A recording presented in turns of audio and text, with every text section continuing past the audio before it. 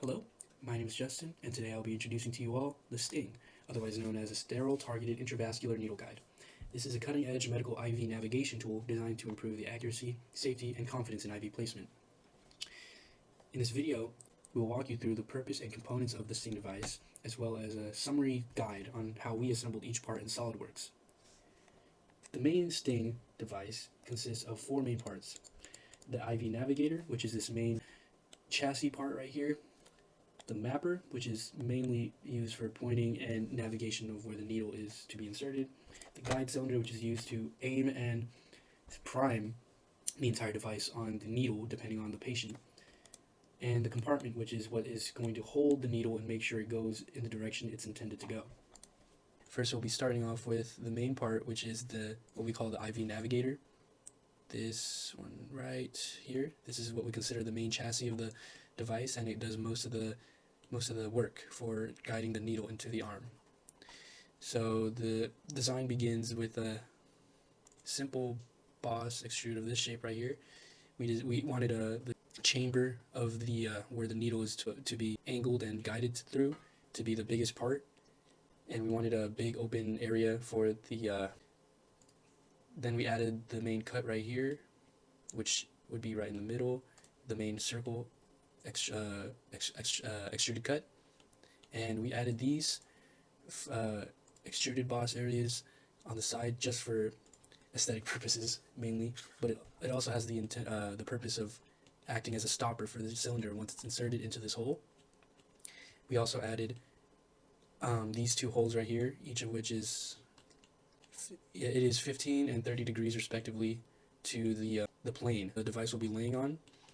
15 degrees for one of the holes and 30 degrees for the other, because those are the two preset angles for the device that allow you to insert the needle at those set angles. If you turn on the side right here, you can see that it is extruded, or it extrude cut in the middle. We remove the entire middle area, so it leaves it open for the needle compartment, which we will show you later on, to glide through the entire device seamlessly without anything in its way. We also added this chamber on the side that allows for the mapper, which is another part we will show you later, to be inserted into this area right here, which points to the 15 degree and 30 degree, or wherever your intended angle is to be. It will show you the exact location of where it's to land, where the needle's to be inserted. And this chamber right here on the side, in between, it's kind of hard to see, but this angle right here is just an open chamber for the compartment to exit the device without having to be moved or twisted or potentially moving or affecting the angle of the needle. The exit point is at the bottom right here, which is which is a cut right here, which is this cut right here, and it's just a calculated angle from the center of the hole of where the guide cylinder would be, 15 degrees and 30 degrees. So there's enough space for any angle in between 15 and 30 to escape without being disrupted by any part of this chassis device. And all the other cuts and extrusions are mainly for aesthetic purposes, like the fillets all around.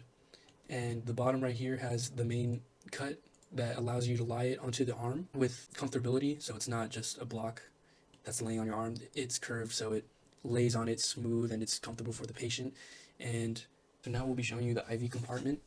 The IV compartment consists of two parts, which are to be assembled into one big part, the assembly, which is what we call it. But start with the top. The top and the bottom are very similar in how they're built. They all contain the main part right here, which is right here. Right here, which is just a mock of how the needle is shaped, or the IV syringe is shaped. So the IV syringe is supposed to be inserted through this hole from one end to the other, the bigger end to the smaller end, so the needle is sticking out, and it's extruded down the middle. Each of these sizes are carefully calculated by our already existing copy of the typical IV needles used in hospitals.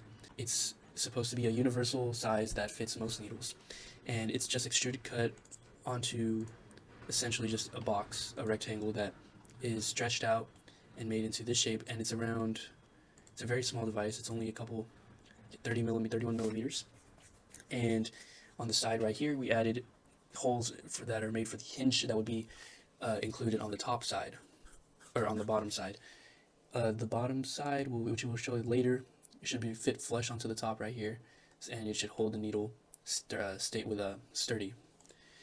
We added a couple extrusions here just to save space.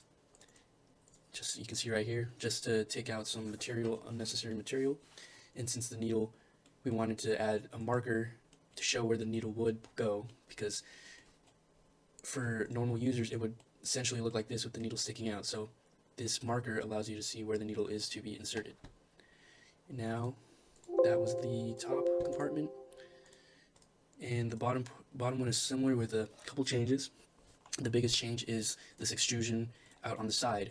These two extrusions are mirrored, they're the same on each side, but let me show you the details. Basically it's just a 5 meter long, or 10 meter long by 5 meter wide and 6 meter outward extrusion cut, which is to the same size as the chamber of the guide cylinders, which we'll explain later what that means. It's basically a pointer that allows you to slide the compartment the same direction in the chamber that we'll show later, without any deviation of the desired angle.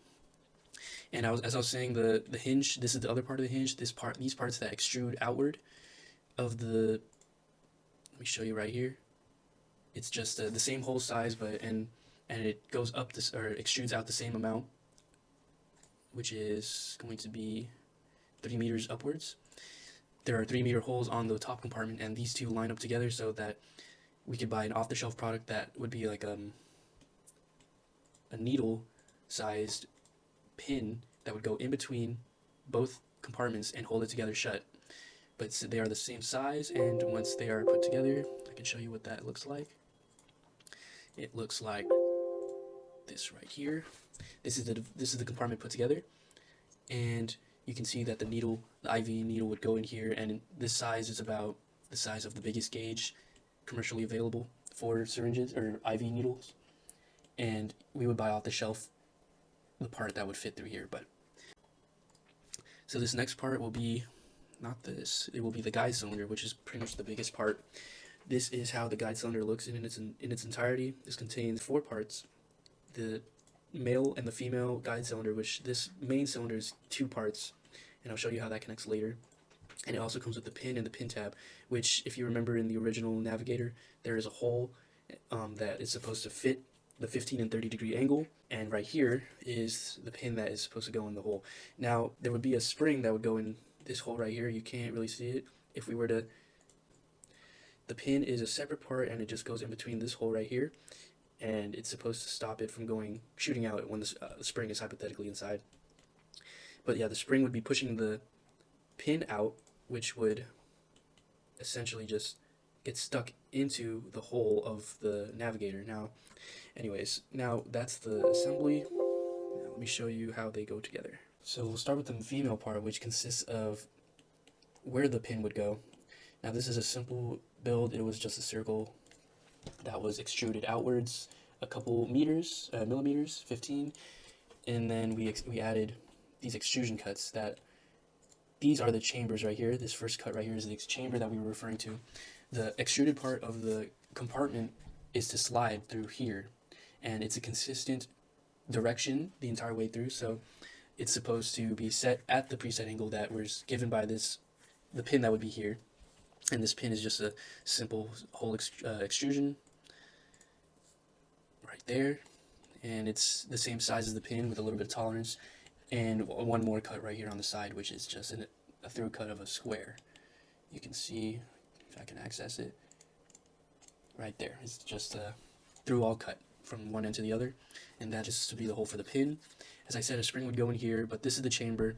One of the most important cuts is the one we have right here. Probably most important one, because this is used to be the attachment point of the male and female part of the cylinder. It acts as a lock system that, in this extrusion right here, these details, you can't really see it from this point, but there's a hole on this side that allows it to slide in and be an even, these chambers are equal right here. And the male part, we'll show you.